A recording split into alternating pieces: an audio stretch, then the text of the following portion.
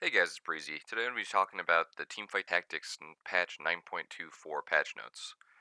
This just came out last night, and I think there's actually some huge changes in it that are going to change the game. I think a lot of the comps that were present in 9.23 are still going to be popular, besides maybe egg rolling, because they kind of nerfed that, but we'll get into that later. So, firstly, you have Soulbound champions and Amumu being added to TFT. So, what the Soulbound trait is the first or the first Soulbound champion to die will instead continue fighting as an untargetable spirit until all other Soulbound champions are dead. So, Soulbound champions are Senna and Lucian. Senna is a 2-cost unit. She's Shadow Soulbound, and her ability is Piercing Darkness, which says Senna fires a beam through her furthest ally, dealing 50 to 100 to 150 magic damage to enemies and buffing allies on hits for 5 seconds to deal 25, 45, 75 magic damage from Senna. So I wonder if this ability is going to be um, like a stacking debuff on the people that your units hit. Because if it's not, it doesn't sound super good. Because if you put this into a uh like let's say a ranger comp or something like that, I think that it can be really good because they're just gonna be hitting. If you have an Olaf with Ginsu's and um, some more items, it'd be really good if it stacks, but I feel like if it doesn't stack and it's just 25, 45, 75 magic damage over 5 seconds, it's not that great. It's kind of like a red buff or a Morellonomicon, except it doesn't have the reduced healing, so it's kind of just like the passive damage from it.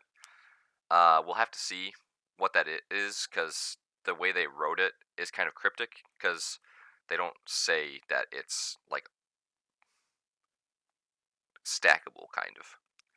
The next champion that they added is Lucian. He's a tier 4 light soulbound. So, um, his is his ult in the game.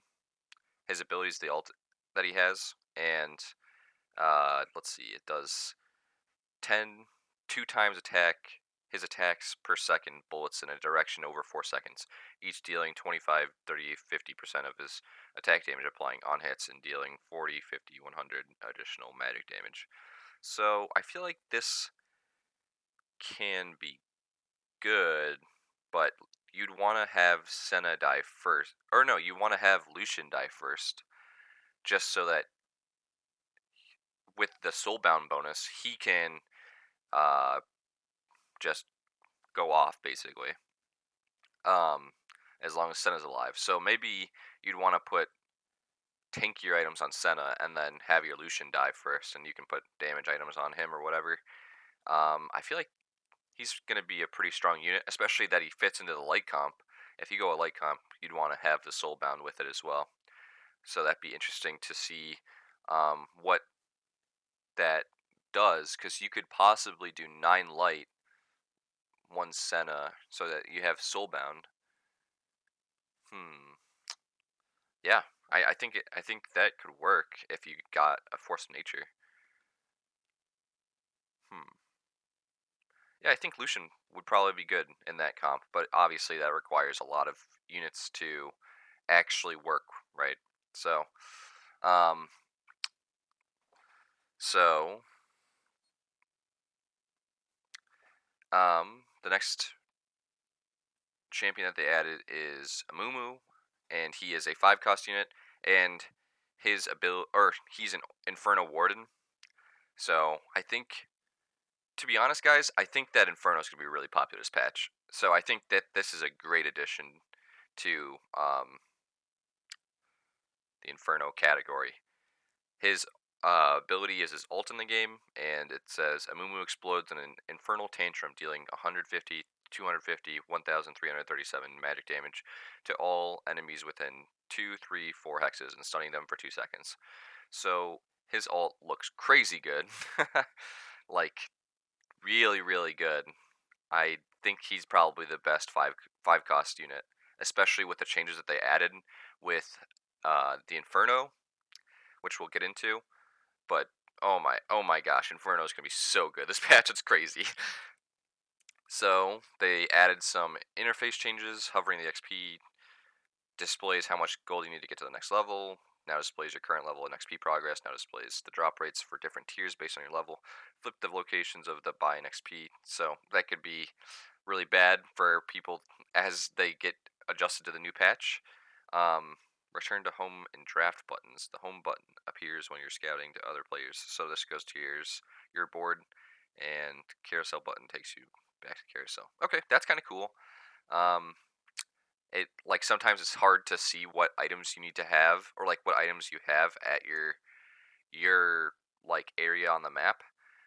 So I'm kind of curious if this will help a lot of people out. I probably will, as long as they're willing to actually put in the effort to look and try and play better. I think that's a good change. Um, Berserkers got a new six or got an addition to their six comp where it says now additionally grants all berserkers plus 25 damage. And I don't think that six berserkers is all that good, and I don't think you should go six berserkers. But if you can't, if you get the actual units to do it, it might be okay now. They buffed the dodge chance on Cloud by 5% on each levels. Pretty strong change. They buffed electric so that it's more evenly scaling through the game. So if you have 2 electric, it's 100 damage. If you have 3 electric, it's 300 damage, and if you have 4 electric, it's still 500 damage. So I think that's a pretty good change, because electric I feel is like a strong early game comp, but the mid game is really where it's lacking. So you have a 50 damage upgrade there, which is kind of cool. Because if you get Ornn, Volibear, and Zed, I feel like they might need to add another electric champion, and then they'd have to nerf it again for it to actually be like a viable comp that people go like all the time. Because with a lot of the comps that actually would use electric, there's just not a place for a Zed. So you're basically banking on getting a Lux if you have high stars of Volibear and Ornn. This is the change that I feel like is going to be game breaking. So I don't know why they did this. This is crazy. So Inferno effect triggers on spell damage is now changed to effect triggers on spell damage and critical strikes. So it's gonna happen more. The bonus damage is 80%, 175%, 250% over 5 seconds, and now it's 70%, 120%, 180% over 4 seconds. And that's a small nerf. It's like a little bit, I feel like it's not super significant unless you get to level 2 and 3, which is 3, 6, and 9. And then this is the change that's so weird. So the hexes that light on fire is now changed from being 1, 1, 1 to being 1, 3, 5. So if you have 6 Inferno, it's 3 hexes of Inferno spaces that are on the ground anytime that you do a spell or you critical strike. That's so crazy. That's so crazy. The entire board is gonna be Inferno. This is so insane, man. Who made this? This is so broken. It's crazy, man. I actually don't understand this at all. I feel like Inferno Rangers, Inferno Light, uh, Inferno Mages. Oh my Lanta, dude. This is gonna be so nuts, guys. Light got a 5% buff on each attack speed bonus. So Light Rangers I feel like would be pretty good. Um, light light in general would be pretty good. Ocean Mages got a little bit of a nerf mid game with a 5 mana decrease from 153560 to 153060, which I feel like isn't a horrible change. They're just going to be a little bit less viable. I feel like they're kind of like in the A tier right now. They're not like super good, but they're also not bad either. Um, Rangers got a buff a 5% attack speed buff at rank 2, or with 2 units, so your chance to activate the attack speed bonus is now 35% from 30%.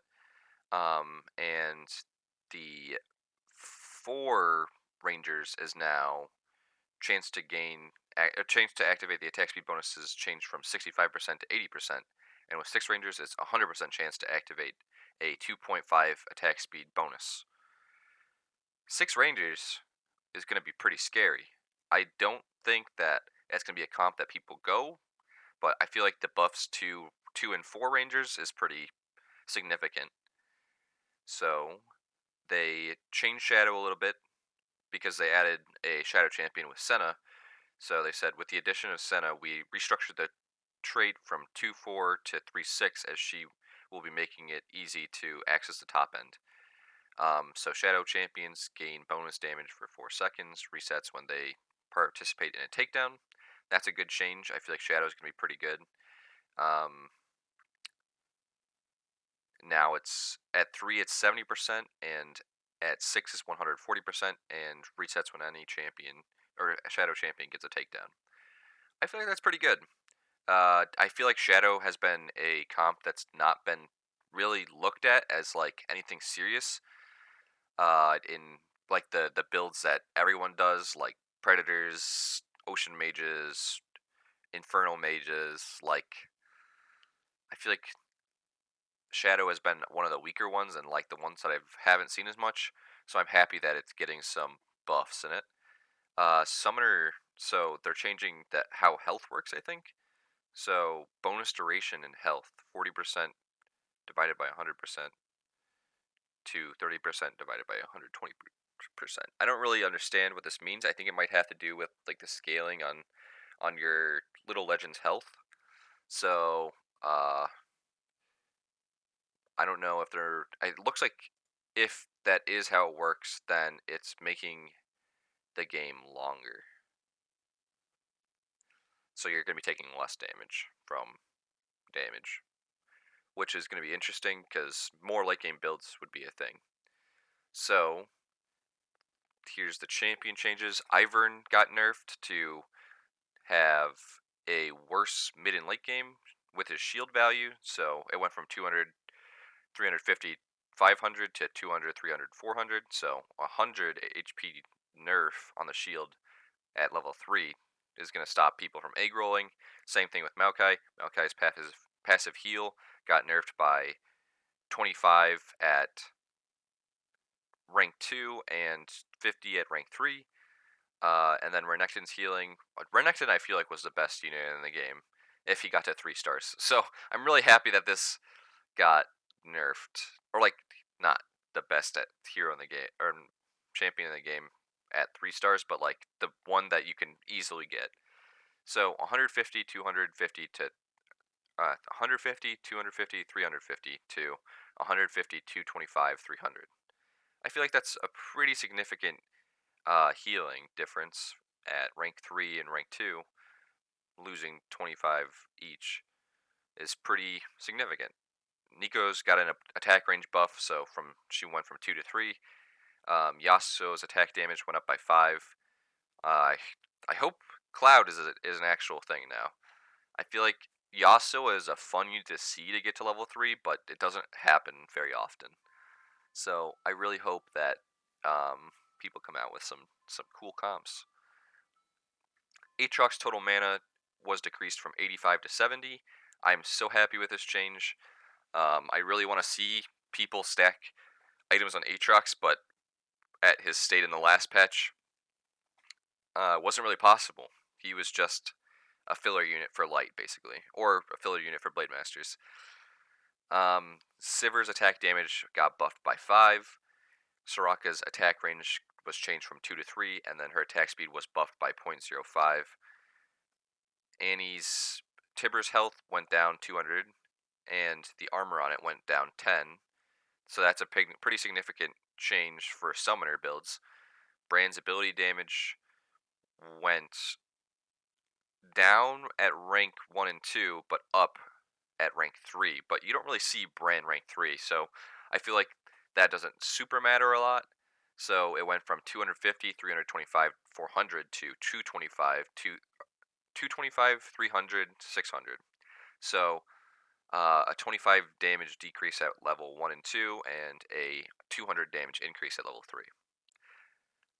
The same thing happened here with Malphite, except his ability damage, Malphite's ult was changed from 125, 200, 275 to 150, 300, 1000. So a 25 damage uh, increase at rank 1, a 100 damage increase at rank 2, and a